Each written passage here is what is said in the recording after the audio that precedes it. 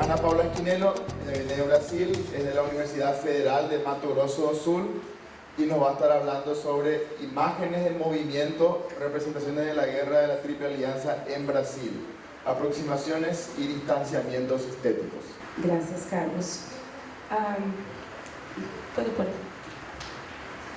Específico de algum filme ou de algum documentário, ou de alguma maneira eu traçava um panorama, portanto, acabamos oferecendo muitas informações num pequeno contexto, e assim foi a opção que eu fiz para que vocês tivessem minimamente, quem não tem, é claro, quem conhece, ótimo, pode me ajudar, uma ideia dessa produção brasileira. Então, caso haja dúvidas, teremos o debate, certo? Bom, a primeira, por favor. Graças. A produção cinematográfica brasileira reúne um conjunto de obras produzidas em distintos contextos históricos e em diferenciados momentos da história brasileira concernentes à Guerra da Tríplice Aliança. É importante identificar se tais obras foram produzidas em consonância ou não com a produção historiográfica brasileira referente ao tema. Para tal, vou dialogar nesta fala com os dramas Alma do Brasil, de 1931, Inocência, 1983, Neto Perde a Sua Alma, 2001, e os documentários Guerra do Brasil, de 1987, Cambaracê, Notas sobre a Questão Racial da História do Exército Brasileiro, início dos anos 2000, e A Última Guerra do Prata, de 2014. E, finalmente, apresento uma série de produções sobre a temática veiculada no sítio YouTube. A primeira obra, então, é esta que está projetada. Existe na documentação e nas reportagens da circulação da obra, nós encontramos 1931 e também 1932. Eu considero 1931 tendo em vista toda uma documentação que eu pude localizar na Fundação de Cultura e no Museu da Imagem e Som de Mato Grosso do Sul. Bom, a obra cinematográfica Alma do Brasil, filmada em 1931 no então estado de Mato Grosso, é considerada por alguns o primeiro filme nacional de reconstituição histórica e o primeiro filme produzido em Mato Grosso uno. Seu enredo refere-se ao evento denominado Retirada da Laguna, episódio secundário da Guerra do Paraguai, ocorrido entre 1865 e 1867. É um longa-metragem preto e branco, sonorizado, com aproximadamente 40 minutos de duração. Suas filmagens ocorreram entre os meses de setembro e outubro de 1931, e desde a concepção do projeto para a realização do filme, o diretor Alexandre Rufus e o produtor Líbero Luchardo encontraram, de acordo com seus depoimentos, dificuldades de diversas ordens, inclusive a de investimento para a realização da produção. Alma do Brasil insere-se em um ciclo de eventos patrióticos que caracterizaram aquele contexto histórico. Por um lado, uma nação a qual ascendia ao poder o presidente Getúlio Vargas, 1937 a 1945, com a institucionalização, por exemplo, do culto à pátria e de uma galeria de heróis, datas e eventos a serem memorados. Por outro, uma reação a esse mesmo governo por parte de algumas regiões do país. É o caso do antigo Mato Grosso, que naquele cenário se opôs a Getúlio Vargas. Naquele momento, o general Bertoldo Klinger, que era comandante da circunscrição militar do Mato Grosso, posicionou-se opostamente e ativamente a Vargas e apoiou a realização de Alma do Brasil, pois a ideia dos dois produtores do filme era aproveitar um momento em que o general realizava algumas manobras militares no trajeto que compreendia a região de Nioaque, em Mato Grosso, até Laguna, no Paraguai, e realizar as gravações. Embora a cópia remanescente da original esteja faltando partes, as cenas apresentadas e mais enfatizadas dizem respeito à retirada da Laguna, ao momento em que o Guia Lopes se perdeu no caminho, ao fogo na Macega ateado pelos paraguaios, o abandono dos coléricos, a morte do comandante Coronel Camisão e a perseguição aos paraguaios. Na película, os brasileiros são, por um lado, apresentados como um contingente de pessoas cansadas, exauridas, doentes, com fome, maltrapilhas e com poucos armamentos. E, por outro lado, os soldados paraguaios são representados como bárbaros, o outro desconhecido e, portanto, barbarizados. Sem nenhuma piedade, atearam fogo na mata, sem se preocuparem com os idosos, as mulheres, as crianças e até mesmo a frágil situação na qual os soldados encontravam-se. Nesse sentido, os soldados paraguaios são representados como bárbaros e cometendo ações atrozes em oposição ao soldado brasileiro, que é humanizado no contexto da retirada. A outra, por gentileza.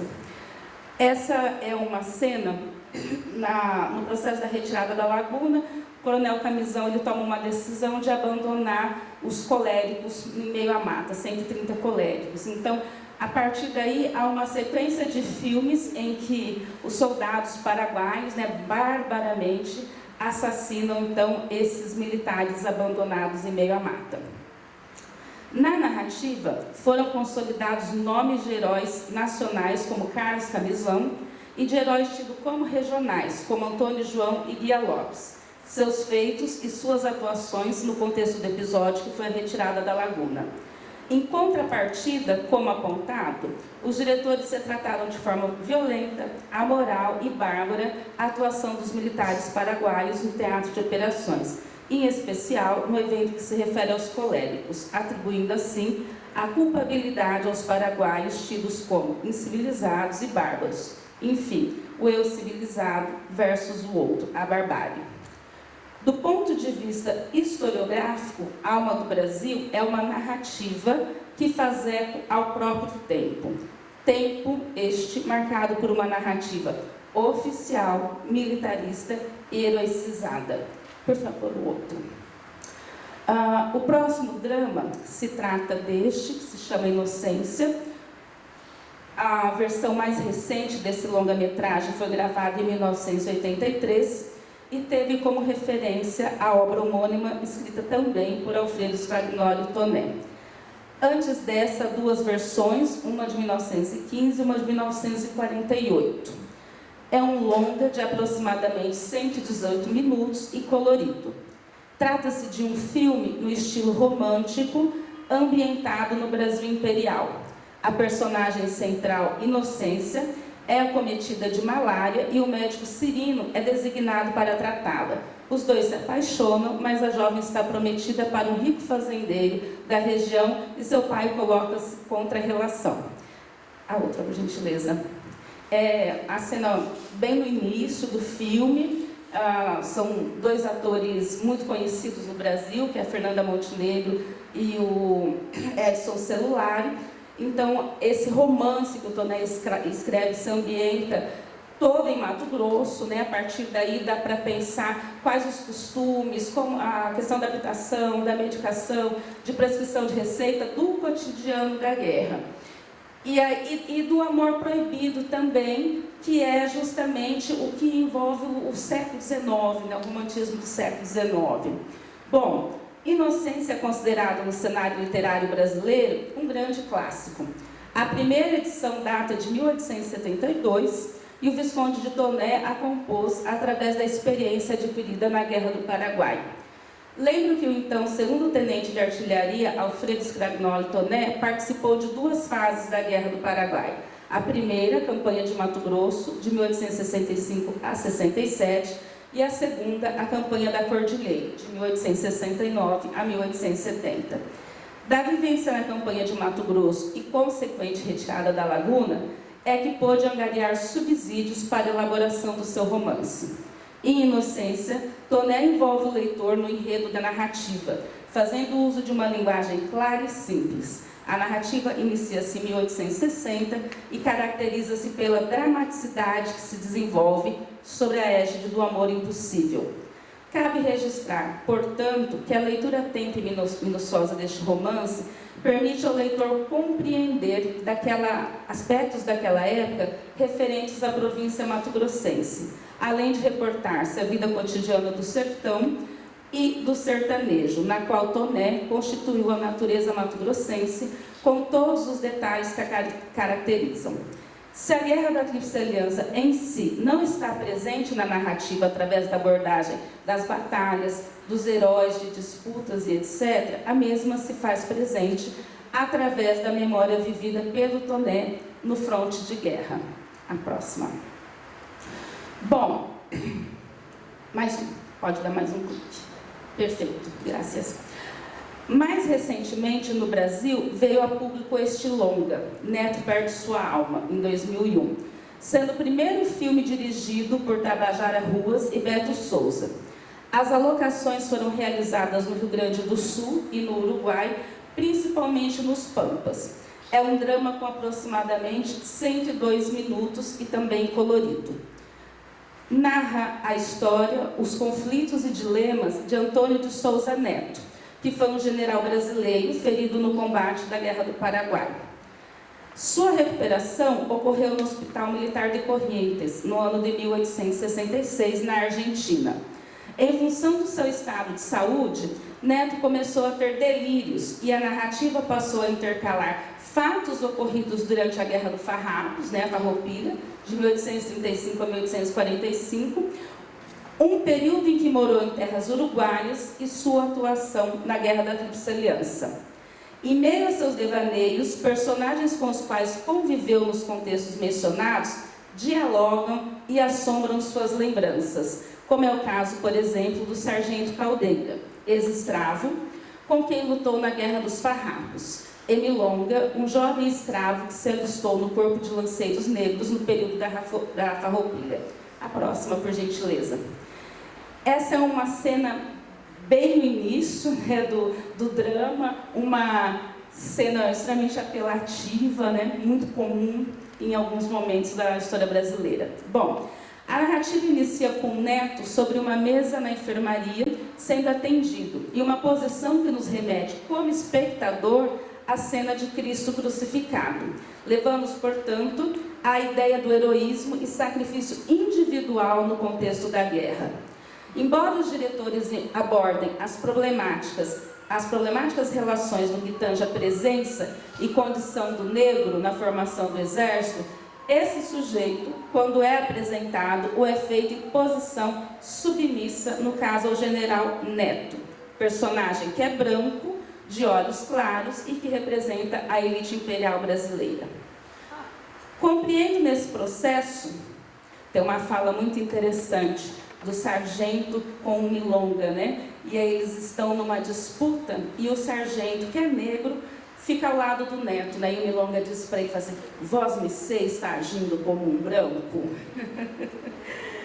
Bom, compreendo nesse processo que o fato dos diretores optarem pela abordagem da narrativa de um sujeito buscando não homogeneizar os processos históricos poderia ter se constituído em um mote interessante para a discussão. Entretanto, a opção por tratar da vida e a atuação de um militar de alta patente, neste caso um general, no contexto da guerra, comprometeu o que poderia ser ressaltado como um dos avanços do longa em questão. Aponto, portanto, que a Alma do Brasil e Inocência, de certa forma, encontram ressonância na historiografia que chamam de patriótica sobre a guerra, gestada a partir do fim do conflito platino e escrita via de regra por militares que foram protagonistas no teatro de operações. E se, por um lado, Alma do Brasil é um filme que toma a Guerra da Tríplice Aliança como um mito fundador nos estados de Mato Grosso e Mato Grosso do Sul, por outro lado, Neto Perde Sua Alma tem na Farroupilha o mito fundador da história rio-grandense, sendo o episódio da Guerra da Tríplice Aliança apresentado em perspectiva de um contínuo histórico no qual se destaca o mito da resistência e luta gaúcha, assim como o ideário de árduos defensores da República e dos ideais liberais. A outra imagem, por gentileza. Misericórdia. Jesus! Vou falar um pouquinho. Bom, aos documentários, então, vou dar um salto agora. A Guerra do Brasil, Toda a Verdade sobre a Guerra do Paraguai, é um documentário de 1987, é um documentário dirigido pelo cineasta Silvio Bar, com duração de 1h20. É colorido. Em partes, trouxe em seu bojo a discussão historiográfica que se impunha naquele contexto histórico. Ou seja, a década de 1980, que foi marcada sobremaneira pelos escritos do jornalista Júlio José Chiavenato e sua obra Genocídio Americano, A Guerra do Paraguai, publicada em 1979 pela editora Brasiliense. Contou com várias edições e publicações em distintas línguas e também a obra do Leon Pommer, com destaque para a Guerra do Paraguai, Gran Negócio. O documentário apresenta questões pertinentes ao que denomino de corrente imperialista, que teve impulso a partir da década de 1960 na região do Prata, e que condenava veementemente a atuação da Tríplice Aliança contra o Paraguai, e imputava as origens da guerra à Inglaterra. Essa, por esse viés interpretativo, teria manipulado Brasil, Uruguai e Argentina na sangrenta campanha contra o Paraguai.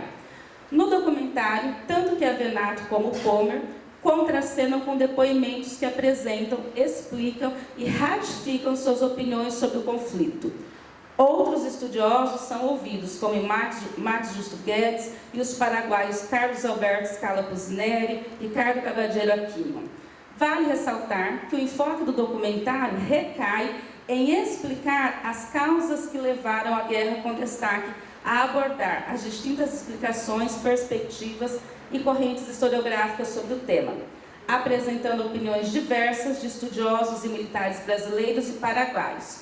Entretanto, a narrativa recai sobre a descrição dos anos do conflito, indo desde a ocupação do sul de Mato Grosso pelos paraguaios, 1864, até o assassinato de Solano Lopes em 1870. Bom, embora Chiavenato apresente uma crítica severa aos voluntários da pátria, os distintos sujeitos históricos foram silenciados, apagados, generalizados e homogeneizados. O próximo talvez seja um documentário menos conhecido. Por favor. Vou falar rapidinho, que se chama Cambaracê, nota sobre a questão racial na história do Exército Brasileiro.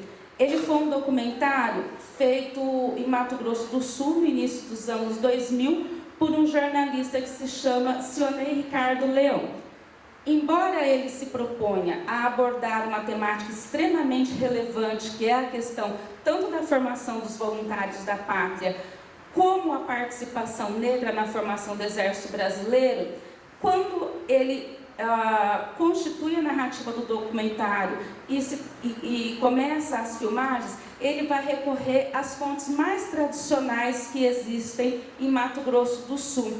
Então, o documentário também tem cenas do filme, do Alma do Brasil, de lá de 1931, e embora ele entreviste, por exemplo, Doracciotto ou o... Só um minutinho do nome do branco. E o Mauro César da Silveira, a maior parte dos depoimentos é embasado por um diálogo que é feito com um memorialista sul-mato-grossense que se chama Hildebrando Campestrini, que é presidente do Instituto Histórico e Geográfico de Mato Grosso do Sul há várias décadas. Então, o documentário ocorre ao invés de trazer uma perspectiva diferenciada sobre essa temática, ele acaba incorrendo na afirmação de uma história tradicional e elitista sobre esse tema. Aí, agora eu vou dar um salto, por favor, pode passar mais uma vez, por gentileza. Mais um. E o último documentário que nós tivemos no Brasil é um documentário da TV Escola, que se chama A Última Guerra do Prata.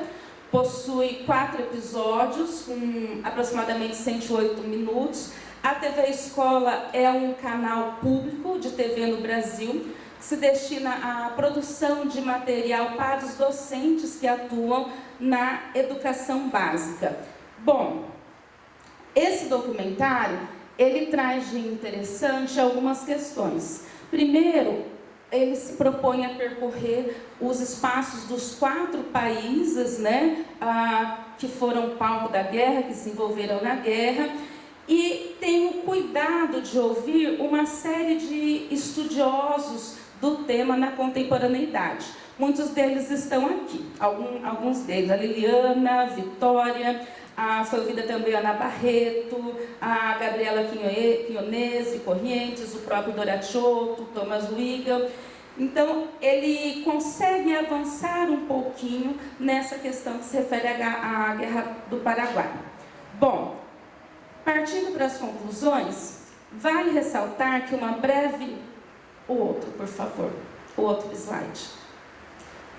Que uma breve busca no sítio YouTube permite-nos averiguar ainda outras imagens em movimento, sendo possível apontar a existência de produções por órgãos governamentais como a própria TV Escola, o Senado Federal, TV Brasil e o Canal Rural, por exemplo, outros como canais de TV pagos como o History, documentários produzidos por professores com vistas à preparação para provas como o Exame Nacional do Ensino Médio, o Enem, e, por último, também trabalhos escolares apresentados por alunos. À guisa de conclusão, a próxima, por gentileza, ressalto que, embora as imagens em movimento, documentários, aqui tratadas, tragam em suas narrativas as falas de Doracciotto, Salles, Doral, Pucineri, Aquino, Mary Del Priori, por exemplo, nem sempre as renovações historiográficas são incorporadas em suas análises. As primeiras, ou a maioria das produções, são marcadas pelo silenciamento, apagamento e homogeneização dos sujeitos históricos. Alma do Brasil e Cambaracê reproduzem cenas da retirada da Laguna e corroboram, portanto, uma história oficial apresentada por Toné. Por outro lado, Guerra do Brasil e a Última Guerra do Prata incorporaram as distintas e diferenciadas linguagens ao apresentarem mapas, pinturas, charges, caricaturas, quadros, fotografias e etc. Entretanto, acredito que carecemos ainda de uma obra que supere o enfoque militar-logístico e dê relevo às mulheres, por exemplo, enfermeiras, acompanhantes, comerciantes, mães, esposas, etc., aos indígenas, no caso do Brasil, Guaicuru, Terena, Quiniquinau, entre outros, aos negros, aos comerciantes, ao cotidiano duro da guerra em uma busca que passa pela humanização dos processos históricos e compreensão inclusive das relações que envolvem os países latinos em uma conjuntura mais alheia da guerra. Obrigada.